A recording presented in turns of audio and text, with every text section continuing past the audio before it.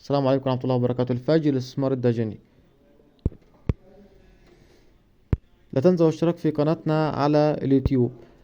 قناتنا احنا عاملينها هدفها تعليمي، وبنحاول نخدم بيها السادة اخواتنا المربيين في صناعة الدواجن، وبنقدم بيها افكار ان شاء الله لعلها تكون مجدية ومفيدة للناس. احنا في الفيديو ده بنستغل ان احنا عاوزين نوضح للسادة مربين الدواجن في بطاريات ازاي يركب السوستة الكومباك او السوستة التاتش بتاعت بيبان البطاريات. طبعا احنا هنا بنسلم 3 بطاريات، فحابين نوضح فيهم ازاي بيتم تركيب السوستة. طبعا الاول لازم نبقى عارفين السوستة دي فكرة عملها ازاي او هي بتشتغل ازاي. طبعا دي بطارية 3 ادوار متر في 75.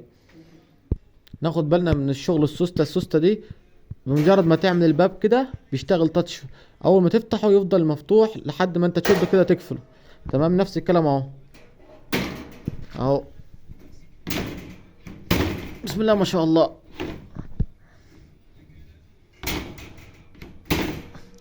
اهو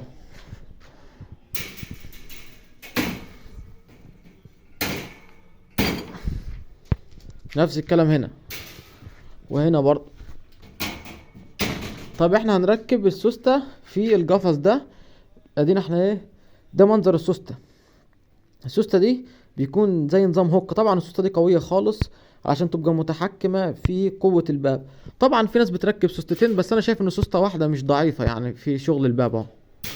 سوستة واحدة على فكرة مش ضعيفة خالص يعني. طيب السوستة دي بيكون ليها زي نظام هوك او خطافين اهو. احنا بنشبكها ازاي؟ ناخد بالنا اهو. السوستة بتبقى مشبوكة في سقف القفص وفي اول تانية في الباب. ناخد بالنا برضو ان مش كل البيبان ينفع يتركب فيها السوستة دي. لازم يكون الباب زي كده اهو. الباب زي كده تمام. لازم يكون الباب زي كده ويكون ليه تانية.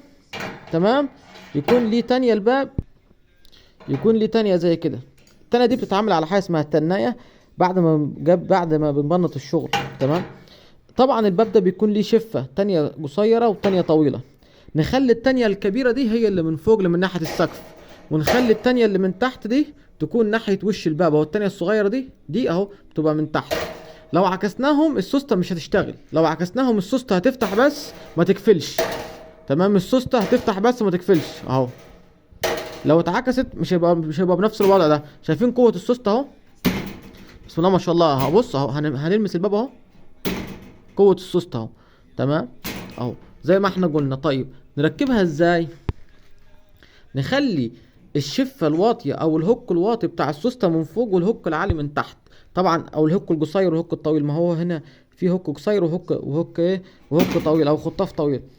طيب نركب ازاي بقى السوستة؟ لازم يكون عندنا مفك. طبعا احنا هنركب السوستة كده اهو. تمام، وبعد كده شايفين الحته دي اللي ما ركبتش الطرف التاني في السوسته ده اهو، اللي هو بشاور عليه بصبعنا، هنركبه هنا. طبعا السوسته استحاله تركبها بايدك، السوسته قويه خالص، استحاله تشد تجيبها. فاحنا هنجيب مفك اهو. المفك اهو ونحاول نركبها مع بعض. طبعا انا بصور بايد وهركب بايد، بس ان شاء الله نحاول نجيبها يعني. طيب هنجيبها ازاي؟ هنفتح الباب كده. تمام، هنفتح الباب كده اهو. شايفين انا شبكت المفك ازاي اهو؟ شبكت المفك كده اهو. تمام، وبعد كده نشبك بالبتاع كده اهو. تمام، شايفين الحركه دي؟ شايفين انا عامل ايه اهو؟ بعد كده اقوم جايب المفك كده اهو. تمام، طبعا هي شديده شويه معايا لان انا اهو شفت عملت ايه اهو كده. هي اشتغلت اهو. طبعا بعتذر لان انا بصور بايد وبركب بايد. تمام اهو. بسم الله ما شاء الله. شايفين قوه السوسته اهو؟ بمجرد ما المس الباب اهو يفتح على طول. دي اسمها سوستة الباب التاتش او الباب الكومباك بيسموه اهو. اهو هنا نفس الكلام اهو. طبعا دول تطبيقات هنسلمهم. زي ما احنا عارفين مشتملات البطارية بيبقى الخطوط المية، الشبك، الادراج، علافات الصاج. ان شاء الله تكونوا فهمتوا تركيب السوستة. ده شكل الباب. طبعا لو الباب مفهوش التانية دي استحالة السوستة تركب فيه. تاني، الباب لو مفهوش التانية دي استحالة السوستة تركب وتشتغل. الفجر الاستثمار الداجني.